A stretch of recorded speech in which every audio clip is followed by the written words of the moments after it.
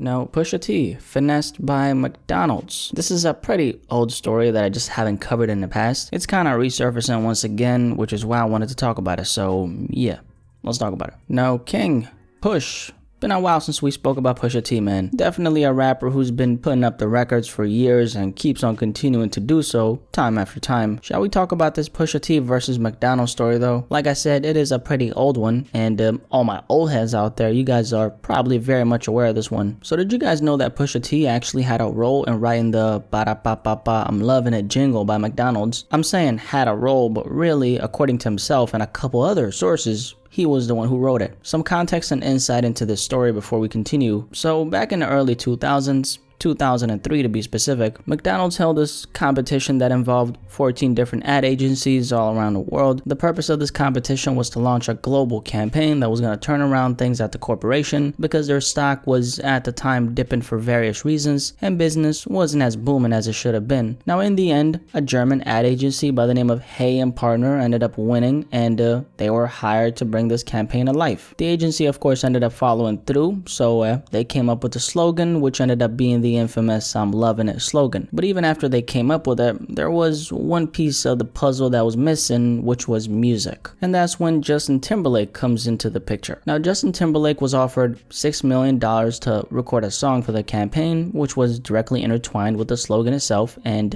JT accepted the offer. So this record was produced by the Neptunes and written by Pharrell Williams himself. So after the success of the record, McDonald's then geared up towards dropping their first commercial for the campaign, and that's when the boy Pusha T comes into play. Pusha T was hired to do a rap verse for the song, and along with Justin Timberlake and Pharrell, who wrote the record, they collectively came together and collaborated on this ad, which did end up airing on TV.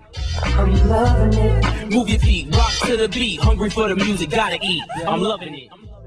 So what you heard right there was Pusha T rapping in the advertisement. Now how much money did he end up getting paid though? So both Pusha T and his brother No Malice, the other half of Clips, ended up receiving a $500,000 payment for this endeavor. It was a one-time payment, so no ownership, no royalties, no nothing but the check. Keep in mind, this entire marketing campaign was literally the longest running campaign in McDonald's history. And Pusha T, a rapper, was a part of it, which is kind of crazy, right? Considering that and considering the fact that McDonald's is a $100 billion plus company, Pusha T's payment in the grand scheme of things, peanuts, right? Which is something he himself actually agrees with, but we'll get to that. Back in 2016, Steve Stout, founder of United Masters, publicly spoke on the fact that Pusha T was the writer for the I'm loving it slogan. You know who did that? Pusha T, Steve said on an interview referring to the creation of the slogan. That's crazy that Pusha T wrote the song for McDonald's. He ended it by saying, I can't remember the money received. It was 11 years ago. Nobody was upset. So after these claims were made that Pusha T wrote it, multiple parties involved in the creation of it actually came out and stated that Pusha T is not responsible for it, which is kind of interesting because why would he, number one, get paid for it, and number two,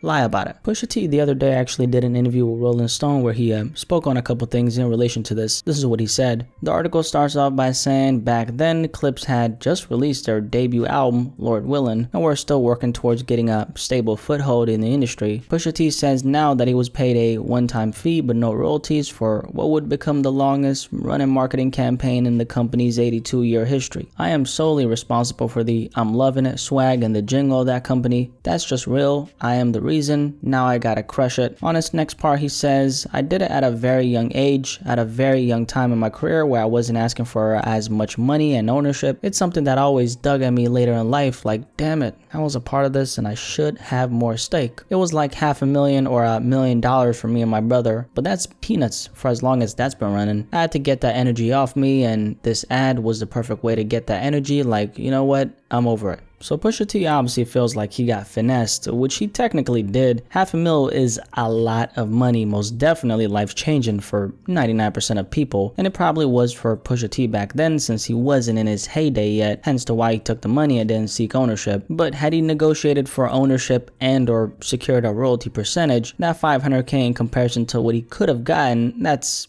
nothing short of pennies. This Pusha T and McDonald's thing aside, this is something we do see in a rap game, meaning a lot of rappers would rather get a big juicy one-time check instead of, smaller payments over the span of a lifetime. That's why rappers giving up the rights to their entire catalogs for that advance money is so prominent. Everybody wants a big ass check up front, but nobody cares about the smaller checks that pays the dividends. Regardless of that, in my opinion, still a huge W for Pusha T. I think this is the kind of thing that should serve as a lesson to artists, really anyone who's doing anything business related, but more so artists, because Pusha T is one. Always seek ownership. That's the message I got from this story. Personally, I would rather settle for a lower check, or perhaps even not get anything up front just for the sake of having ownership, because in return you're gonna get residual income, which that's a beautiful thing, and that's what you want at the end of the day. But yeah, Pusha T, Finessed by McD's. Any thoughts on his story? Like I said, it's an old one, but since it's somewhat hot right now, why not cover it? Do you believe that Pusha T is entirely responsible for the slogan, by the way? Personally, I don't think he would lie about it, but it does create some reasonable doubt since there's been people who've came out and said that he wasn't. Anyway, definitely let me know in the comment section below, and